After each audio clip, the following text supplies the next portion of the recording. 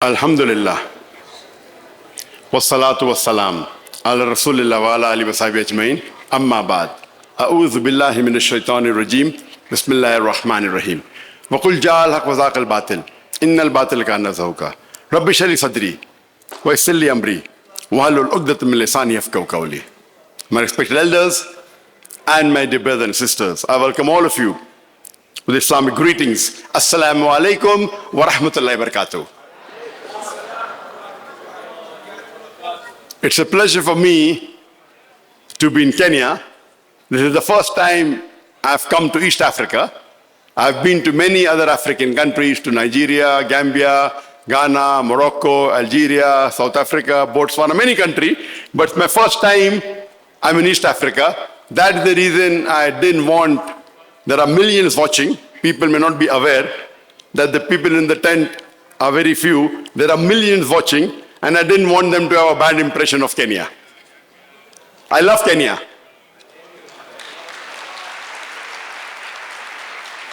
I've been to Nigeria twice, I've been to Ghana, I've been to Gambia twice, I've been to South Africa, I've been to Botswana, and most of the time my crew came along. So the world knows that even in Africa there is quality. So that's the reason I didn't want to give a wrong impression to the millions of people watching on Peace TV. The total viewership of Peace TV, mashallah, all 4 satellite channels put together is more than 200 million. At any given time, millions of them watch. And we always care, as Muslims, we should start the program on time and stick to the schedule. No people can be more disciplined than the Muslims. Allah has told us to pray 5 times on time. When Adhan is there, we don't wait for someone is come or not come. Time is there, start. We Muslims are supposed to be the most organized in maintaining time, but unfortunately, most of the places we travel, we find there's a delay of 1 hour, 2 hours. What is this? You come to Bombay, we have a program where 250,000 people, one sitting. 1 million people, one sitting, and we start on time. There cannot be a difference of more than 1 minute. Maximum is half a minute. We believe, and people come, ask before. So we Muslims should create the demand. We should not wait for someone, I remember when I'd gone to Saudi Arabia, when I was called in 2007, when King Abdullah, I was his guest. We were supposed to pray together. He came late, but they didn't wait. They started the salah on time. Today we are supposed to start at 8:30, we started at 9:30 and the program got disrupted. I apologize. I mainly apologize to the millions of viewers. Sorry for the disruption, because we are given the program to start on time, and apologize for that. And today is the first day of this conference, and the topic that I'm going to speak today is Islamophobia. What is the meaning of the word Islamophobia? If you go to the etymology, to the word Islam is suffixed phobia.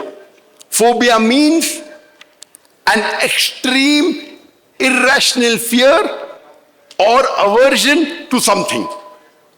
So Islamophobia means an extreme fear to Islam, an extreme irrational fear to Islam, or an extreme irrational aversion to Islam.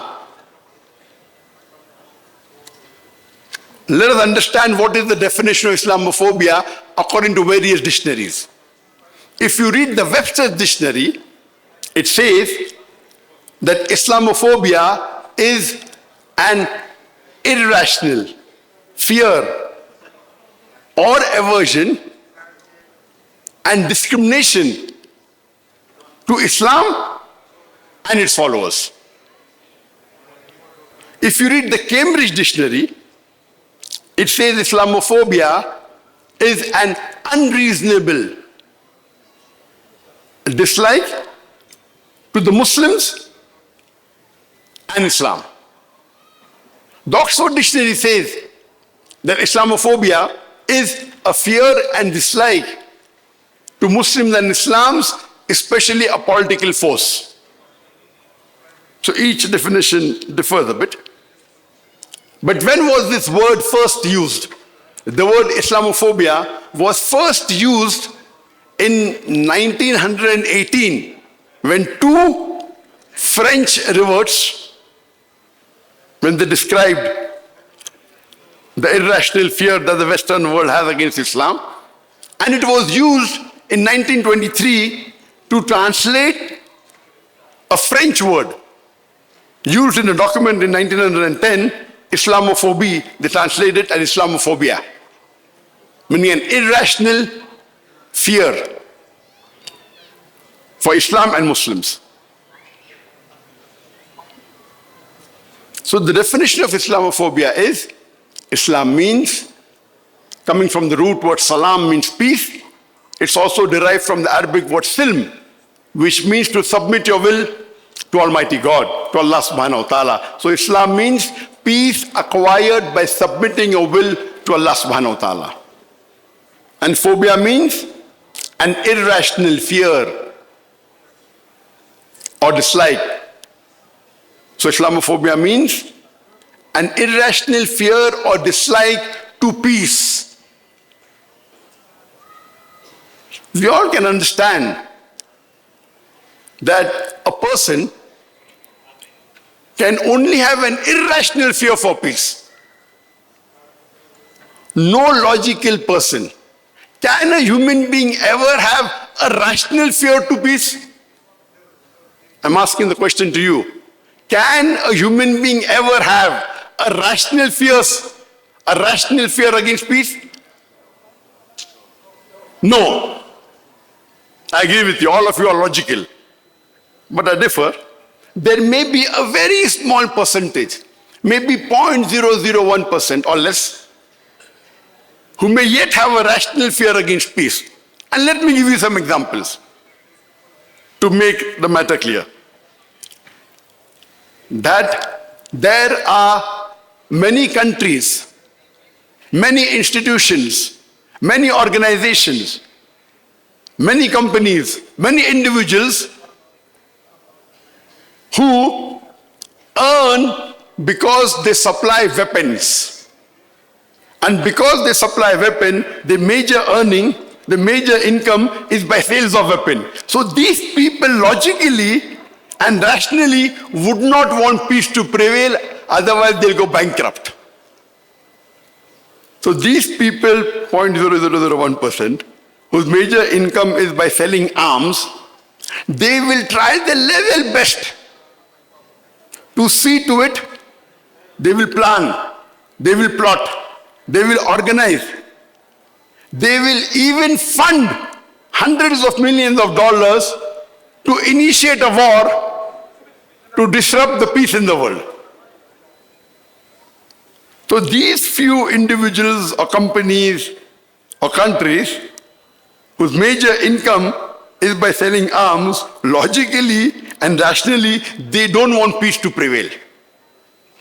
And we have several such examples. And just a few years ago, we know Hillary Clinton, not this election, the previous election, more than 4 years back, when the election of USA before that, she said that my predecessors, that means the previous presidents of USA, they spent billions of dollars, hundreds of billions of dollars. She even said $1 trillion in creating Taliban and Al-Qaeda, in training them as a proxy war against Russia. She said that. And it was shown on the major channels of the world. With evidence, she said. And this is common knowledge. So number one factor is those who rationally fear peace is those who make money out of selling arms or for engineering wars. The second reason is there are some people who want to take the property that which does not belong to them. The property which does not belong to them, they want to usurp it. They want to rob it. So what do?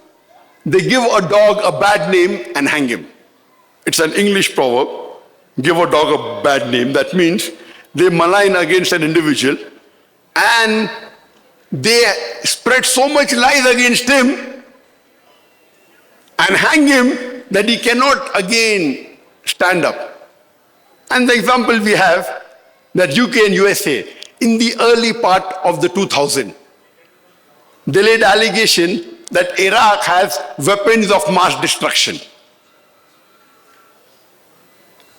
And along with two other countries, USA and UK, along with Australia and Poland, had an international army, and they attacked Iraq in March 2003, laying allegation that they have weapons of mass destruction.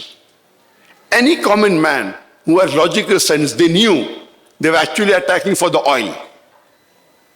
They can't take the oil, so what they do, they lay an allegation, weapons of mass destruction.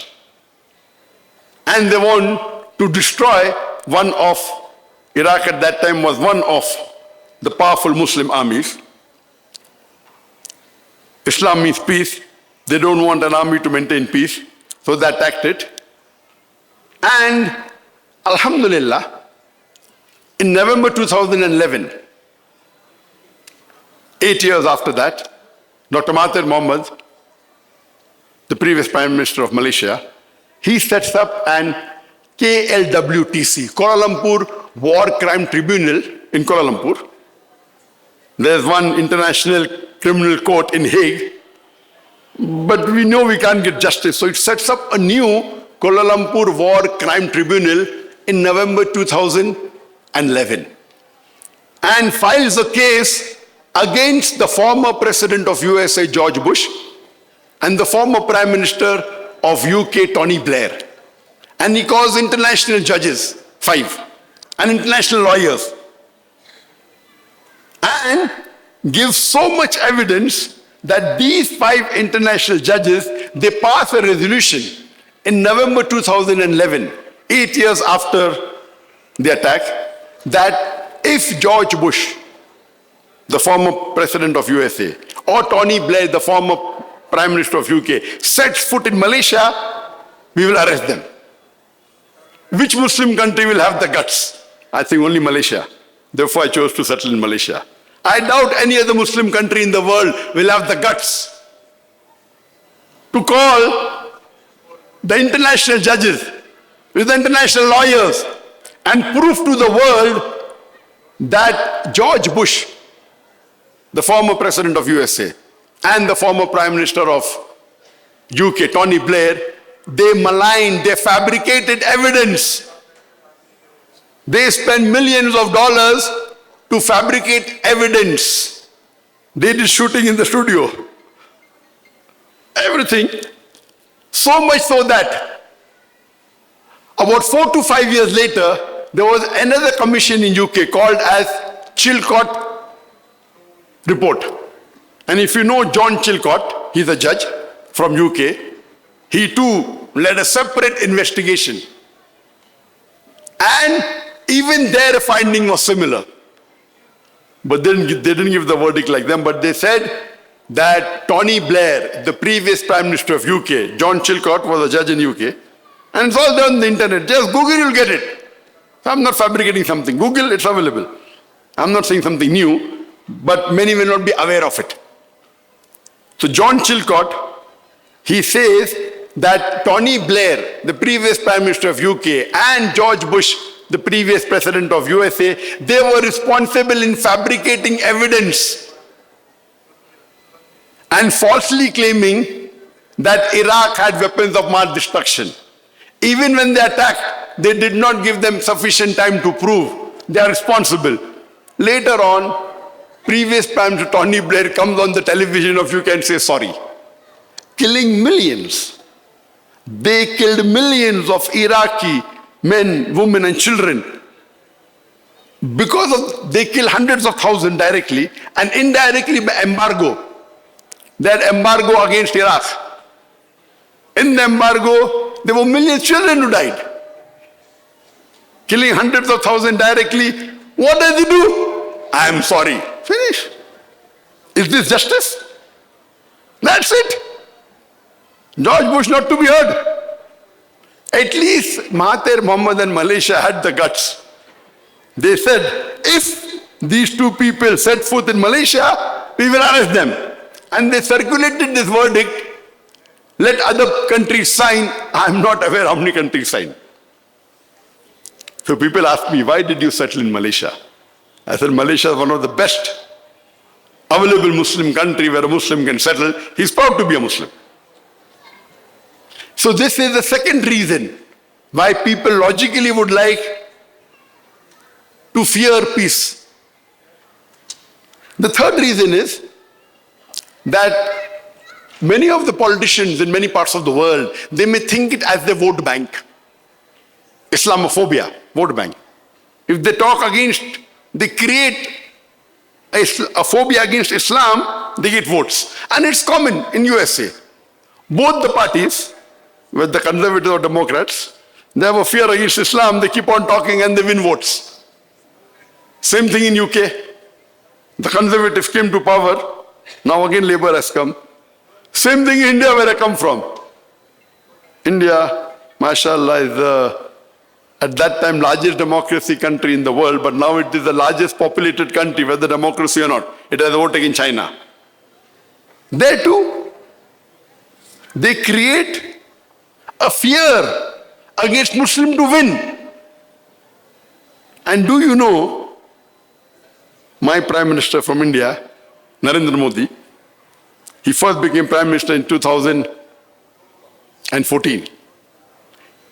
That time, India was good. He said, "Achhe din aayenge" means good days will come, was his tagline. Within a couple of years, as you may be aware, that I was forced to do hijrah. I did hijrah from Bombay to Putrajaya in Malaysia. And do you know, in the next election in 2019, in his election speech, in less than 2 minutes, I counted 1 minute 59 seconds. In less than 2 minutes, he takes my name 7 times. Pata hai Zakir Naik kaun hai? Do you know who is Zakir Naik? He takes my name 7 times. I am blessed. The Prime Minister of the biggest, largest populated country in the world, now it is 1.42 billion, and that time maybe 1.3, 1.35 billion, taking my name 7 times in less than 2 minutes. I have become a vote bank. You know why? Because when I did dawah in India, the non-Muslim loved me. When we give talks in Bombay, 100,000, 200,000, in India 500,000, 1 million people live, not on channel, live. This tent cannot even take 10,000 people. Imagine 1 million people means 100 times. 100 times. One sitting. It's the largest gathering in the world. And the good part of India was, normally the Muslims and non-Muslims in India, they live harmoniously. For so many years, you see history. Muslims and non-Muslims have been living harmoniously for many years. The politicians come and create a fitna for the vote bank. They want to create a fitna amongst the peace-loving people, the Muslims and the non-Muslims, for the vote bank. So now, because when I give a lecture in India, 20 to 25% are non-Muslim. And it's average. When I give talks in India, 100,000 is common. So if 100,000 people are coming, 25,000 are non-Muslim. More than this gathering, only non-Muslims. And you can see on the videos on Peace TV, many of them, they come and say, what we did not know about Hinduism. For 40 years in our life, we learned in 2 hours in the lecture of Dr. Zakir Naik. So when the non-Muslims started loving me, when the Hindus started loving me, he started fearing peace. I told you that some people fear peace. If you fear the peace, then how will they get the vote bank? So they want to prove that this Dai is a terrorist, wants to prove that he hates speech. But the good part of it, when he wrote to the Interpol, requesting for a red corner notice, Interpol refused it. In 2017, When Prime Minister Modi wrote to Interpol, Dr. Zakir Naik is a terrorist, they said no evidence. After 2 years again, they applied in 2019. Now they changed the allegation, hate speech. They said no proof.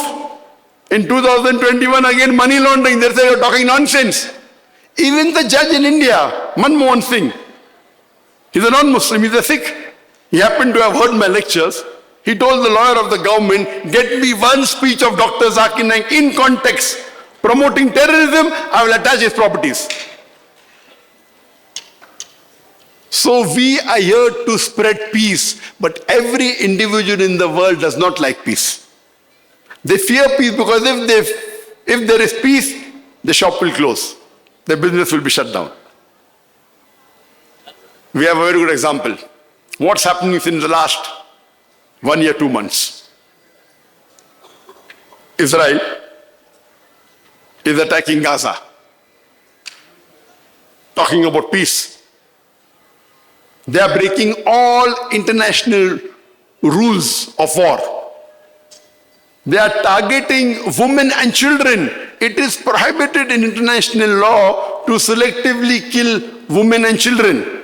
They are targeting schools. They are targeting hospitals. In the name of justice, today the world has come to know it's nothing but genocide. In the last 1 year, 2 months, more than 45,000 innocent Palestinians have been killed, 2/3 of which are women and children. They have been massacred. The figure is much higher, multiple times more. These are the ones recorded. How many went missing when the building collapsed, we don't know. More than 100,000 seriously injured, multiple times more. But the world saw a live genocide. Previously, and the genocide that took place, we come to know after weeks, after months, some photographs, some recording here. Because of the social media, we could see a live genocide. They create Islamophobia, a fear against Islam, and they attack a country in the name of peace. And this is common. And we find many Western countries war for peace. It's not war for peace, it is war on peace.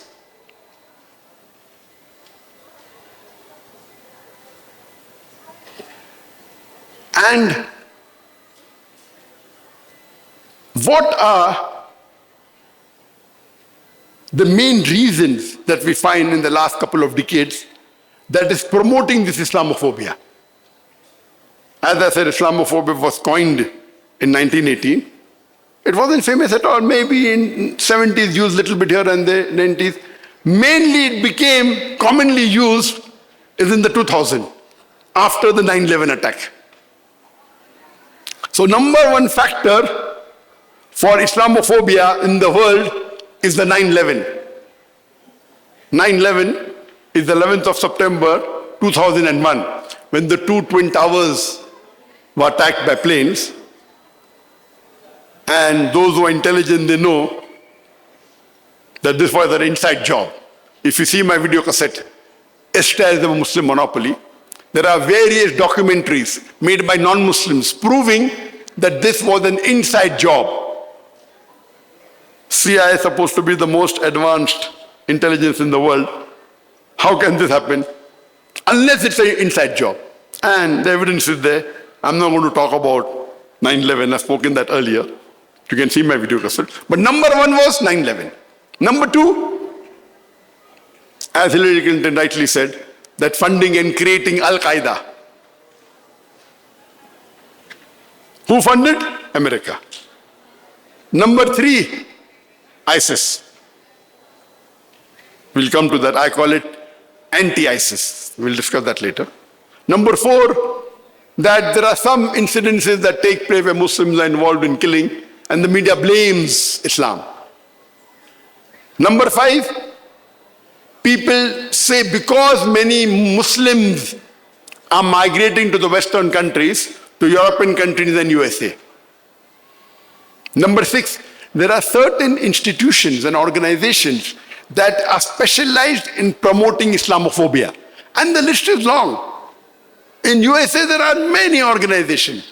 Acts for Islam, the American Center for law and justice, the American Constitution for peace, Jihad Watch, Eagle Forum, many. The list is long. You go to UK, the EDL, the English Defence League, the Scottish Defence League, BNP, British National Party. You Google, you'll get all this. The institutions which are mainly made to create a fear against Islam, to promote fear against Islam. And if we read the seerah of the Prophet, and when we read the glorious Quran, of course,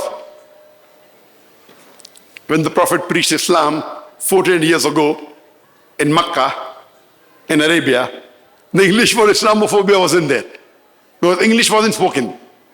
But the same fear was there.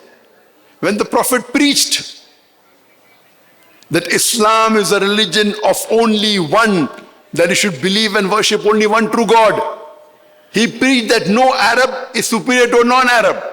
Neither is a non-Arab superior to an Arab. No white man is superior to a black man. Neither is a black man superior to a white man. No rich man is superior to a poor man. Neither is a poor man superior to a rich man. This preaching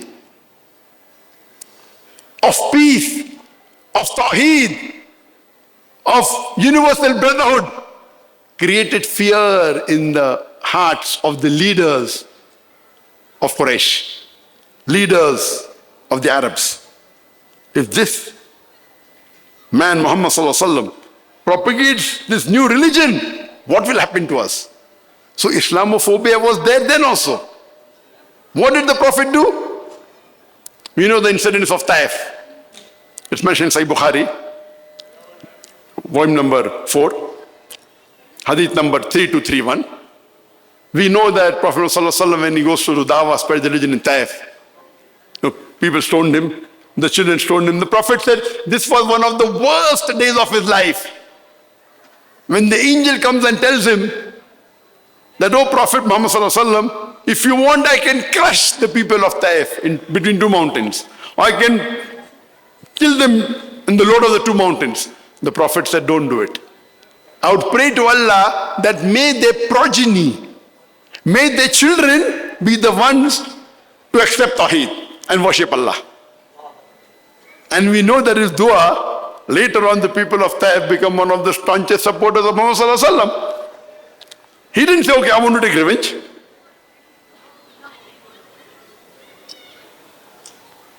Allah says in the Quran, Allah says in the Quran, in Surah Imran, chapter number 3, verse number 142, that do you think you will go to Jannah like that? Allah will surely test you whether you strive or whether you undergo the hardship. You just can't go to Jannah like that. Allah repeats the message in Surah Baqarah chapter number 2, verse number 214. That do you think you will enter Jannah just like that? There was a time that people in the past, they underwent so much of hardship, so much so that they said, "When will the help of Allah come?" And Allah replies, "The help of Allah is near." That means you shall not go to Jannah without being tested. I know the hadith of the Prophet Muhammad Sallallahu Alaihi Wasallam, mentioned in Sahih Bukhari, volume number 5, hadith number 3612, that when the people of Makkah, the Sahabas, when they had hardship, they went and complained to the Prophet that we have so much of problems. And the Prophet was resting. And he said, "Do you know the people of the past? Amount of hardship they had?" And he repeats and he says that ditches were dug and they were put into the ditch. And the head was cut with a saw in 2 pieces. Yet, they did not give up the religion of Tawheed. People in the past, they were captured and combs of iron with iron teeth used to be run on the body and the flesh used to be removed from the bones and the nerves. Yet, they did not give up the message on Tawheed. And compared to them, what is your problem? Nothing. That means Prophet is saying, do sabr. And if we compare our lifestyle today, we are not talking about what the Prophet said, that the head was split into two. We aren't talking about that combs of iron, your flesh is being removed and your bones are seen. Forget about that. We only know the seerah of the Sahaba. How did they hijrah? Compared to our lifestyle is worldly ways 1,000 times better, yet we complain. How did they hijrah? In the desert for days. Not sure that whether you will pass the desert. They were tortured. Many were killed. If we see our lifestyle compared to the lifestyle of the Sahabas, we are in paradise. And yet we complain. And at that time, the people of Quraysh, they told the Prophet, we will make you king of Arabia. We will give you all the wealth you want. Only give up your message of Tawheed. And the Prophet replied, if you put the sun in my right hand and the moon on my left hand, I will not stop this message of Tawheed till I die. So Islamophobia was there also. And we get this from the Seerah. Allah repeats the message in Surah Shara. Alam nashra laka sadrak, wa wada'na anka wizrak, alladhi anka dhaharak, wa rafa'na laka zikrak, inna ma'al usri yusra, inna ma'al usri yusra, fa idha farakta fansab, wa ila rabbika fargab. That we have expanded thy breast. Allah is talking to Muhammad sallallahu alaihi wasallam. And we remove thy burden and the gall. And we raise thy status. With every difficulty, there is relief. And Allah repeats that. Verily, with every difficulty, there is relief. The moment you finish with your task, the moment you finish with the images task, ask for forgiveness and worship Allah. إِذَا فَرَقْتَ فَانْصَبْ وَلِرَبِّكَ فَارْغَب. Ask Allah for forgiveness and again continue. There is no time for break. The moment you finish the immediate task, ask for forgiveness and continue again. What are the ways that we Muslims can see to it that we counter this type of Islamophobia? How do we do it? How do we counter it? Today, the biggest cause of Islamophobia, it is the media. And I say today, media is the most important weapon in the world. It can convert black into white, day into night, hero into a villain, villain into a hero. Media is very powerful. And today we find in the international media, whether it be the international newspapers, the international magazines, the international radio broadcast stations, the international satellite channels, the international social media, we find there is virulent propaganda regarding Islam. Every day, they are bombarding misconceptions about Islam. It is the duty of every Muslim that they should remove these misconceptions from the minds of the non-Muslim. So the best way that we can counter is, we should have our own media. Today, the international media, it's controlled by the Jews. You may have heard the name of Rupert Murdoch. Rupert Murdoch, who's the owner of Fox TV, Sky TV, in UK, in USA, in India, he owns the Star Network. It's controlled by the Jews. If they want to criticize you, malign you, want to make a hero into a villain, they can do it in minutes, in seconds. Because they have a large viewership. We Muslims, you may know that when it comes to entertainment media, I come from Bombay, it's known as Bollywood. The maximum movies that any city in the world produces, it's Bollywood, where I was born. And do you know 1/3 of Bollywood is controlled by Muslims? The top producers are Muslim, top actors are Muslims. Shah Rukh Khan, Salman Khan, Amir Khan, all Muslims. Haram, Muslims on top. Actors, actresses, singers, producers, top quality.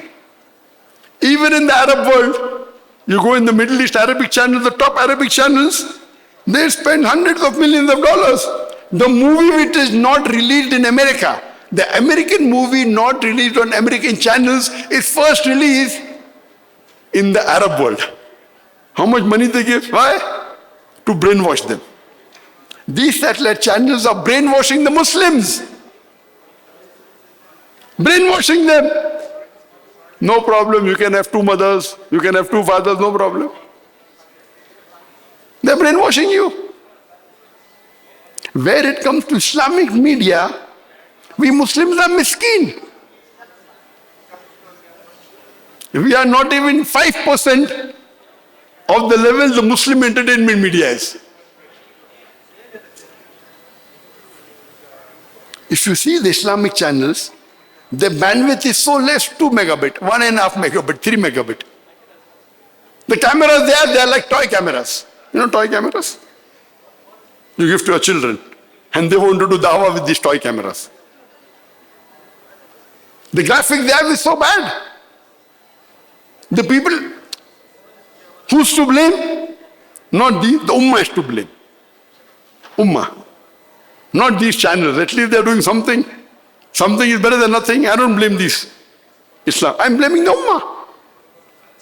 Allah has given us the wealth.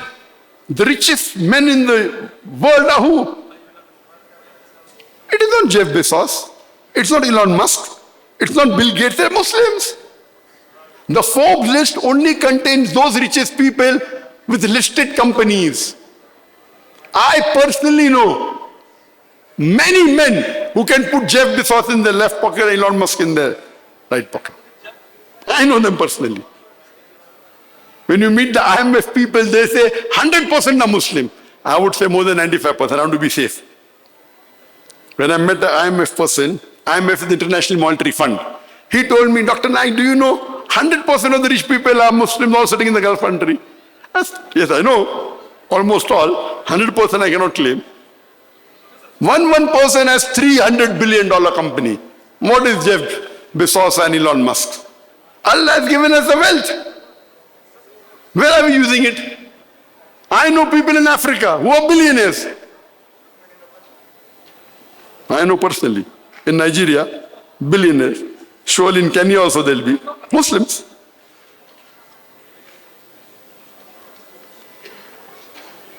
They may not be as rich as Bill Gates and all, but they're billionaires.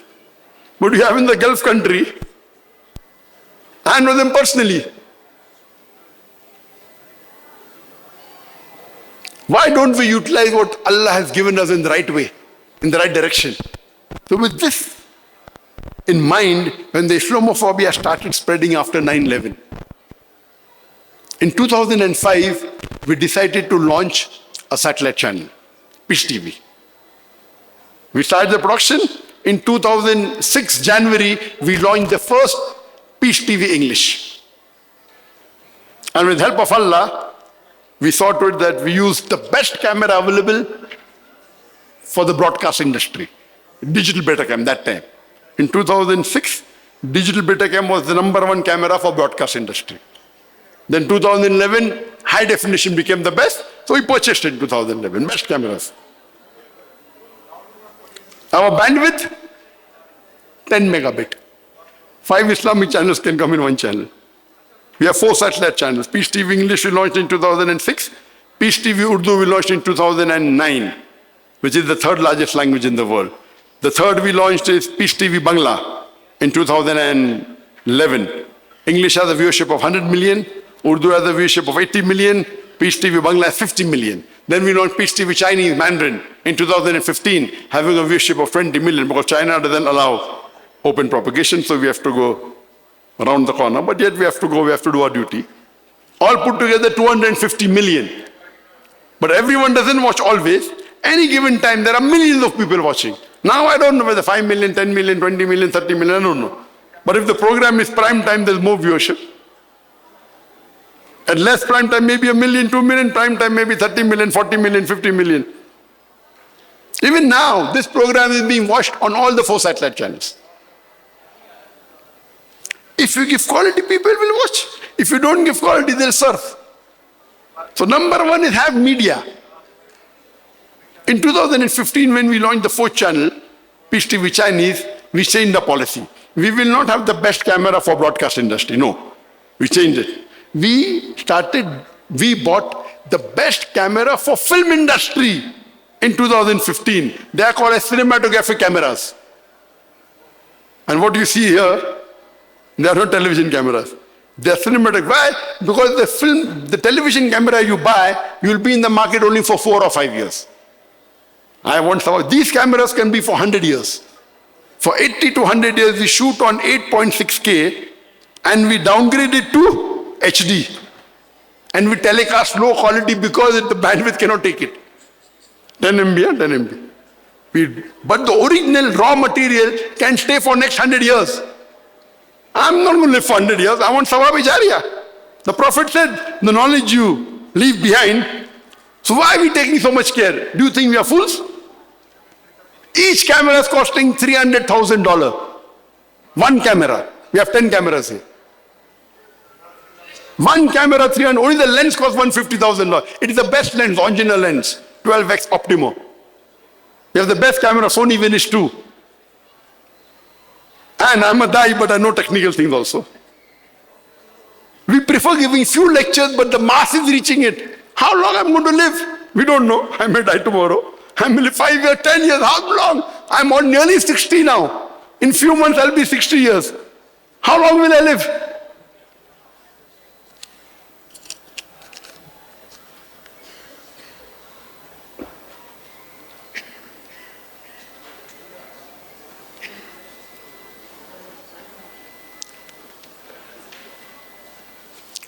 How long will we live? So what we do now, the shuyukh we record. We see to it that they can be longer time. Number 2, media. Number 1 is media. Satellite media, you have the social media. See to it that you know how to utilize it. A Muslim, most of the things in the media is haram. But media per se is not haram. Social media, whether it be Facebook, YouTube, Instagram, majority haram. But Facebook is not haram. Majority things, so what we do, we utilize it for halal things. But how will you attract people? You know, when we say something on the YouTube, they block us. In 2012, I said something, they blocked my Facebook. So now we know what to say, what not to say. We cannot say everything, otherwise they block it. Now, mashallah, my Facebook alone of Dr. Zakir Naik has more than 24 million followers. It is the largest English religious speaker in the world. There is no Christian, Hindu, Muslim, English-speaking Dai who has got more than 24 million followers. We don't encash on it. If I give ad, every month I'll get $50,000 to $100,000. I don't want this. I want Allah sawab. And we have to give quality. Utilize the social media in the right way. Do not break any rule of the Sharia. Follow the Sahih Hadith and the Quran. Do not break any rules of the Sharia. Give quality. People will come. Number 2, have conferences. But when you have conferences, you should have non-Muslims also. In our conferences, there are hundreds of thousands of non-Muslims only. Attract them. You know, in Bombay is Bollywood. Bollywood means attraction. Even there, the producers used to come and say, oh, Dr. Zakir Naik's conference, peace conference, 37 cameras, 20 GB chips. Here there are 2. 20 GB chips. 2 Aquila crane me double the height of this. They are shocked. Where did you get this from? The film industry used to come. The non-Muslim used to say, what is this lighting? What is this LED screen? They used to come to see LED screen. They used to impress with Islam. They used to say the Shahada. Attract the people. Lighting is not haram, dancing is haram. Other people use lighting and dancing. We don't use dancing. But you give quality. Why we Muslims are so miskeen? Why? Give quality. If you see our tent, in the day, it is 60 feet height, more than 20 meters, no pillars, so that we can do proper shooting. Yeah, how can you do shooting? Our stage, this is 30 feet. Our stage is 130 feet, only one man. Crazy, no? One man is 30 feet. Our stage is 130 feet. Not crazy, you see the impact? 130 feet. This is 30 feet. 130 feet is more than 4 times. This side 2 feet, 4 times length. And the depth is 90 feet. This is 12 feet, 8 times more. That means the stage is half the tent. Or maybe at least 1/4 the tent. Oh no, maybe half the tent, I don't know. But see the impact. See the audience watching. Per person, very cheap. We look at per person, don't look at the total cost.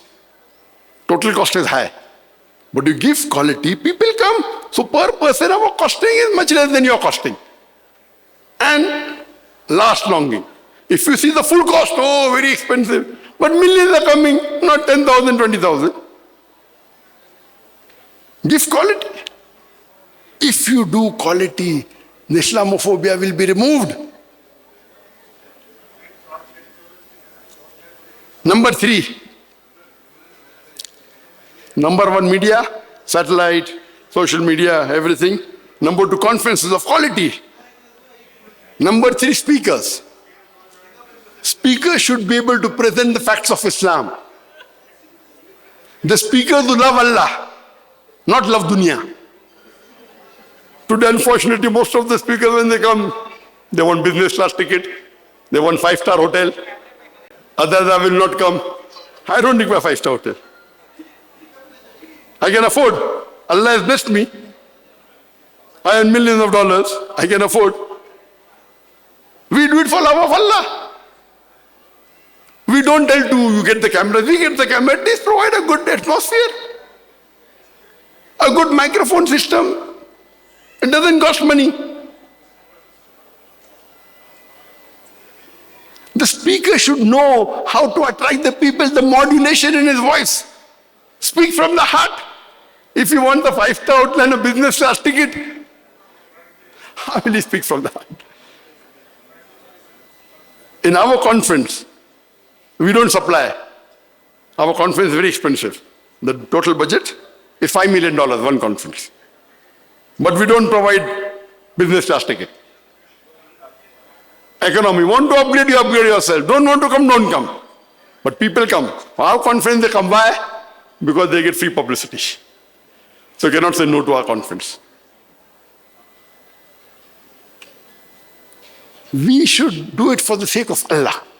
And that's another talk. I don't want to divert. Next. One of the major causes of Islamophobia, we had Al-Qaeda, then we had ISIS.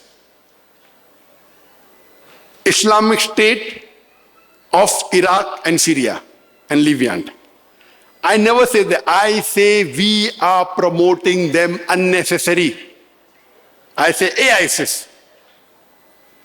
For example, if there is, what they do? These enemies of Islam, they pick up black sheep from a community, Muslims, and misguide them, and they use them in the front line. The ISIS has got all machinery together. 50 tanks registered. How can they register without support? Where they get the weaponry from? It is the enemies of Islam supporting them to malign Islam. Can an Islamic State kill innocent people? Can an Islamic person kill innocent people? The answer is no. Imagine if a person comes and says, I'm the president of America, and if he's a fraudster, what will you say? There is a fake person calling himself president, correct? You won't report in a channel the president of America is in Nairobi. You will tell him a fraud is there. So same way I call them anti-Islamic State of Iraq and Syria, ISIS. They are not Islamic. And we report in our news, Islamic State killed 20 innocent people. How can Islamic State kill 20 innocent people? I say anti-Islamic State killed 20 people. Okay, then. So we are unintentionally, ignorantly promoting them. So the non-Muslims have a fear, Islamic State killing innocent people. So we should know how to counter them. We should know what is the remedy. Don't fall in their trap. See the statistics. When we hear the statistics of America, they tell us that in 15 years after 9/11, from the year 2002, in the next 10 years, there were 15,000 people who were killed in terrorist attacks. Not terrorist attacks, they were killed. 15,000 people were killed, not terrorists, just killed. Out of which 45 Americans were killed by Muslims.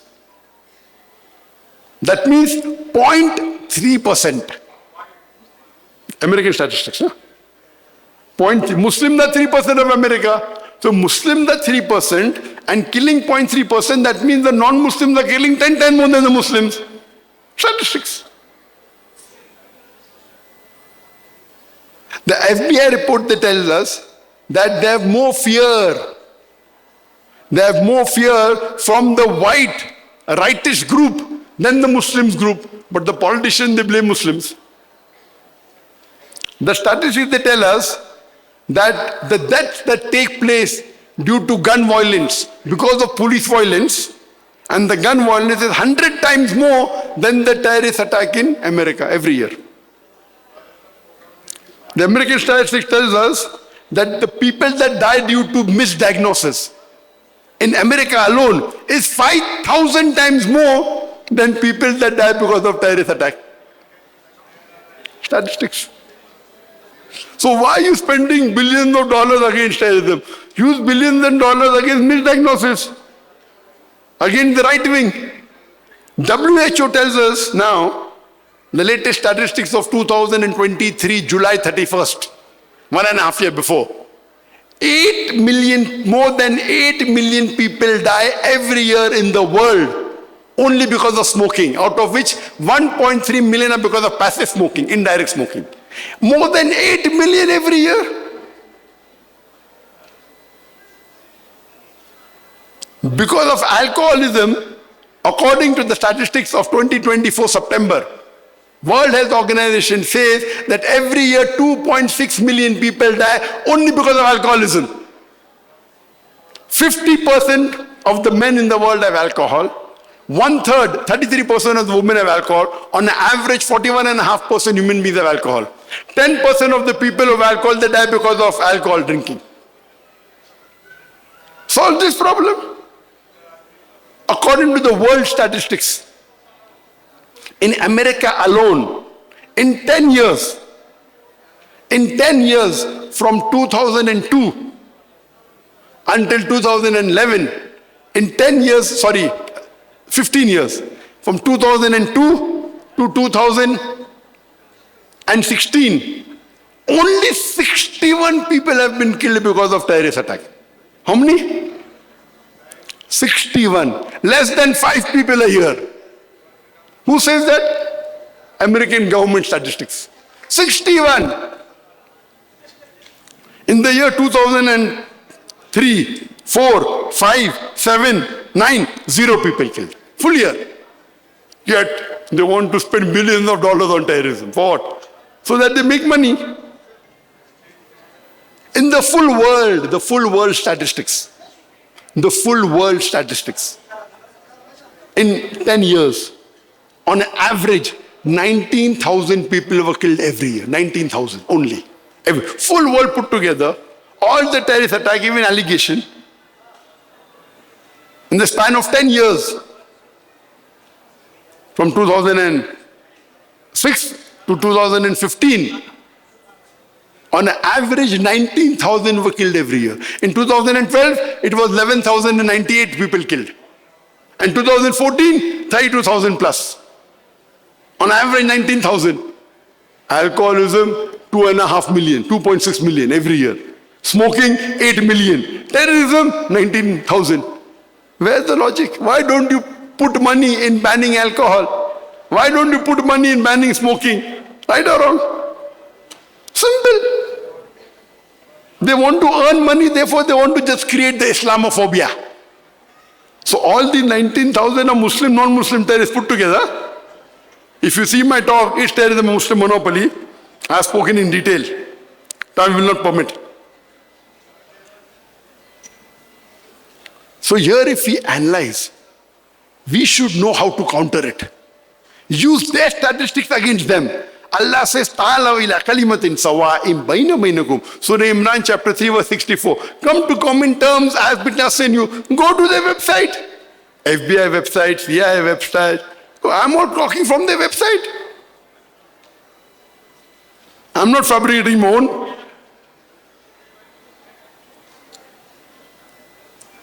And we find that this, because of this Islamophobia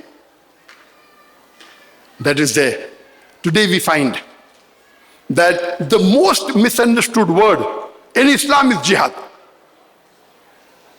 Most misunderstood word after 9/11, not before.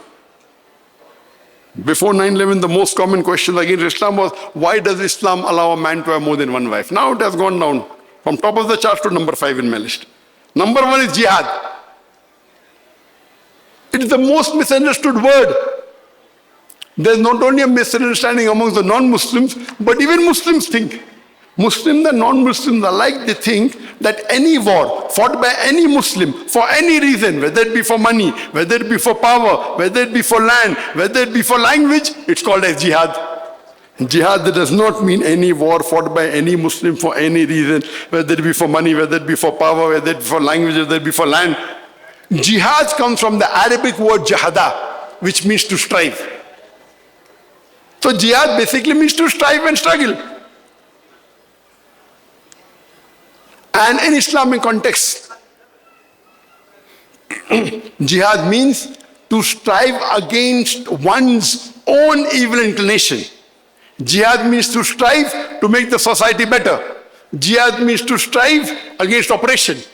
Jihad also means to fight in self-defense in the battlefield.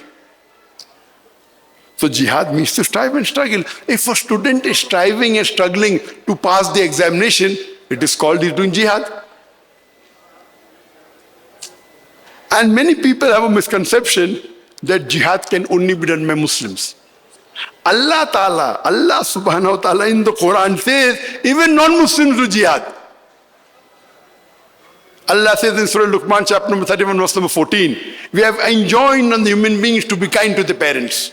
In travail upon travail did the mother bore them, and in years twain was the weaning. Next verse, Surah Luqman chapter 31 verse number 15. But if your parents strive and struggle, do jihad, to make you worship somebody else besides Allah, do not follow them. But yet, live with them with love and companionship. Here Allah is talking about the non-Muslim parents doing jihad, struggling to make their children do shirk.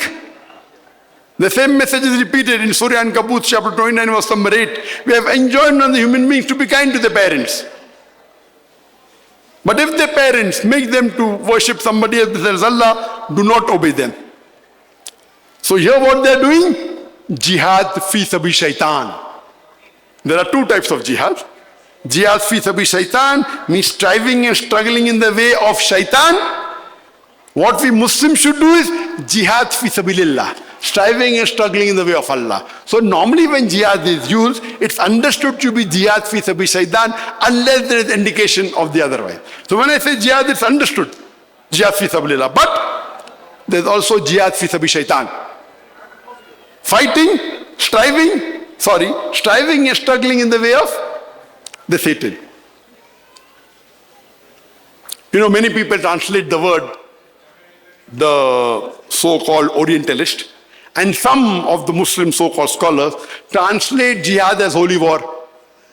If you translate holy war into Arabic, it's Harbun Muqaddasa. There is no Harbun Muqaddasa mentioned anywhere in the Hadith or in the Quran. So where you get this from? This word holy war was first used by the Crusaders.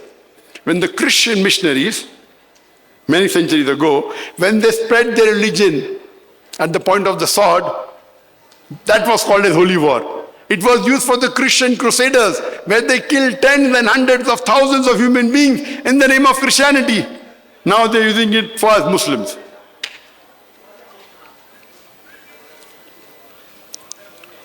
And there is one verse.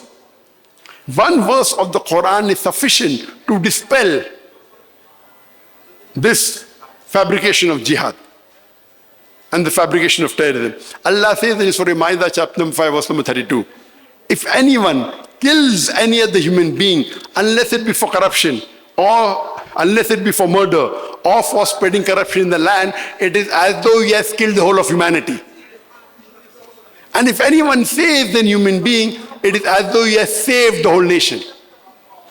So here, Allah is saying, if any human being, whether Muslim or non-Muslim, kills any other human being, whether Muslim or non-Muslim, unless it be for murder or for corruption or spreading corruption in the land, it is as though he has killed the whole of humanity.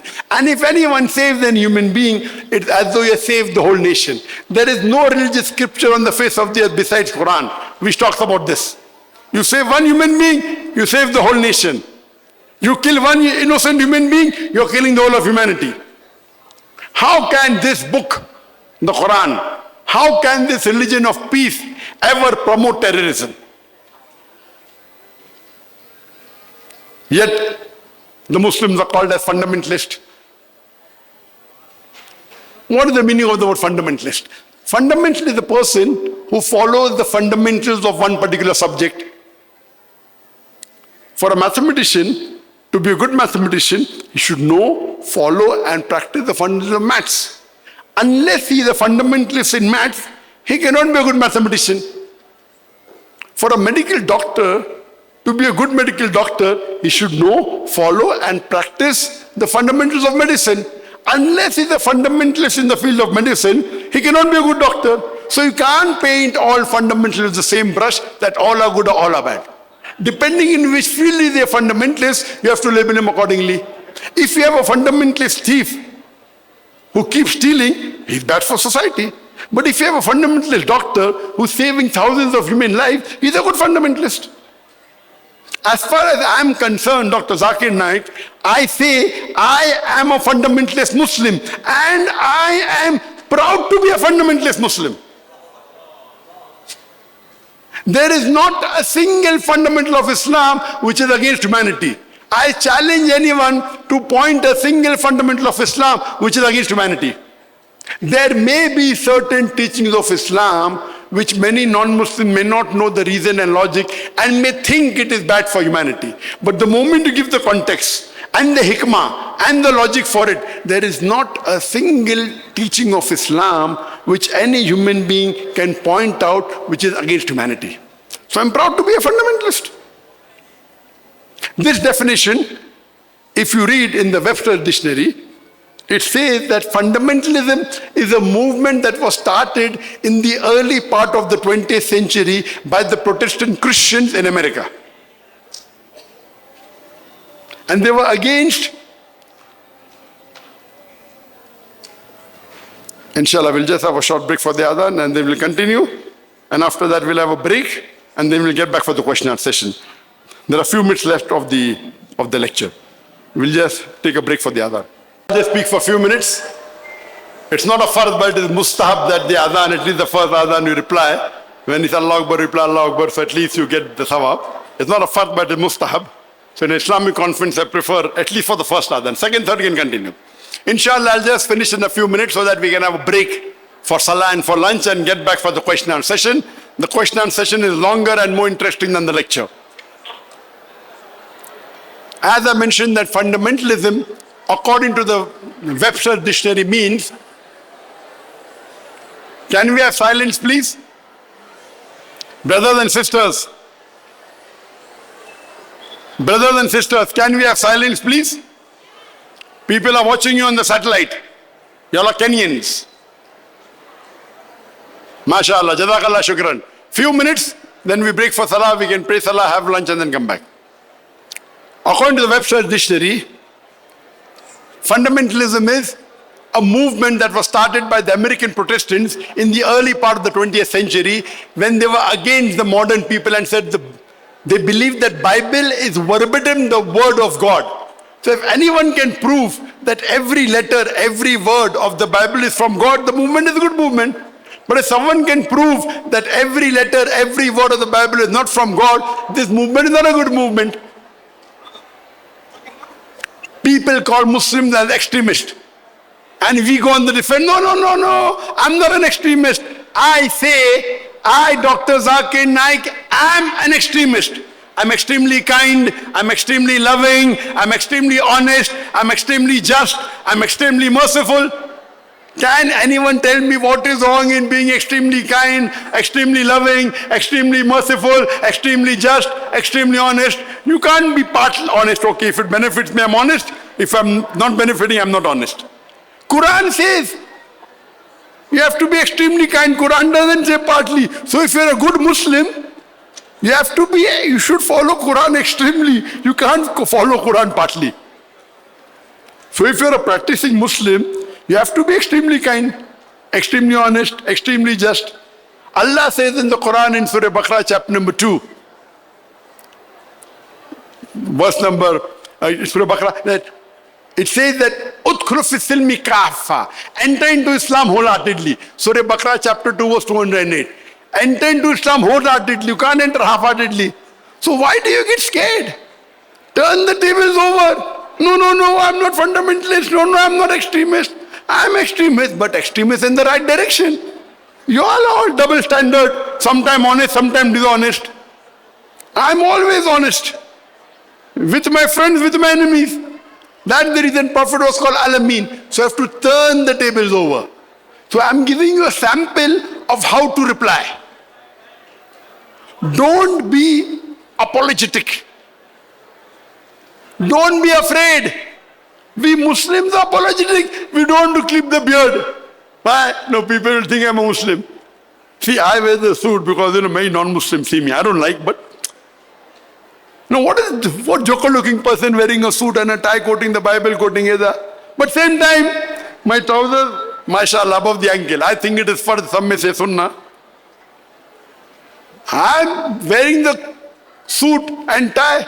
It's not haram. It's not mustahab. It is mubah, option. I'm using this to do dawah. At the same time, I'm covering my head, which is a sunnah. I have a beard, which is fard. I have my trousers above the ankle. I may look like a joker. But no problem. So you should know how to convey the message. And one thing, remember, today Muslims are looked down upon everywhere in the world. In the 8th and 9th century, Muslims were on top of the world. You know why? Because we were close to Quran and Sunnah. Today, we are looked down upon because we have gone far away from the Quran and Sunnah. My request to my brothers and sisters who are present here, my request to my brothers and sisters who are watching on the satellite channels in different parts of the world, please come close to Quran and Sunnah. Allah says in the Quran in Surah Baqarah, Allah says in Surah Imran, chapter number 3, verse 103, وَاتَّصِمُوا بِحَبْلِ اللَّهِ جَمِيعًا وَلَا تَفَرَّقُوا. Hold strongly to the rope of Allah and be not divided. Number one, irrespective of what's happening anywhere in the world, see to it that you are sticking to Quran and Sunnah, Quran and Sahih Hadith. See to it that you are following the 5 pillars of Islam very strictly. Number two, see to it that you stay away at least from the major sin. There are minor sins and major sin. Allah says if you stay away from major sin, Allah will forgive your minor sin. Number one, stay away from major sin. There is a book called as Khabair, the 70 major sin. Follow it. Then, Alhamdulillah, also stay away from minor sin. But first, at least stay away from major sin. That don't do shirk. Pray salah 5 times a day. Give zakat, fast, perform hajj, respect your parents, don't do zina, don't do homosexuality, don't do riba. It's in order, 1, 2, 3, 4. 70 major sins. Don't do murder, don't do black magic. It's there. As far as possible, stay away from all sins, even minor sins. See to it that if we propagate our deen, the deen al-haq of Islam, to the non-Muslim brothers, and sisters, see to it that you reply to the misconceptions, remove the misconception from their mind. See to it that you support the organizations that are fighting against Islamophobia. See to it that you support the organizations that are doing dawah, that is spreading the deen.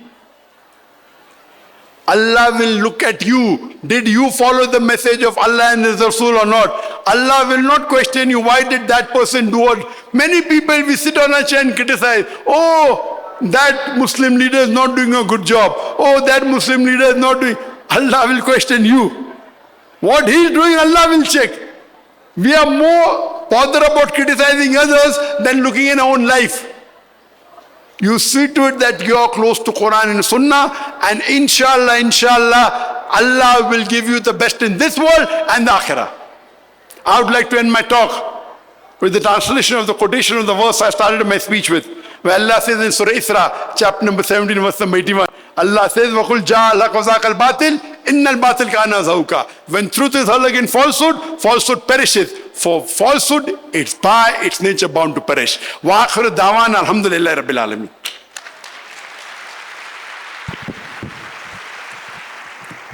MashaAllah. Jazakumullah khair.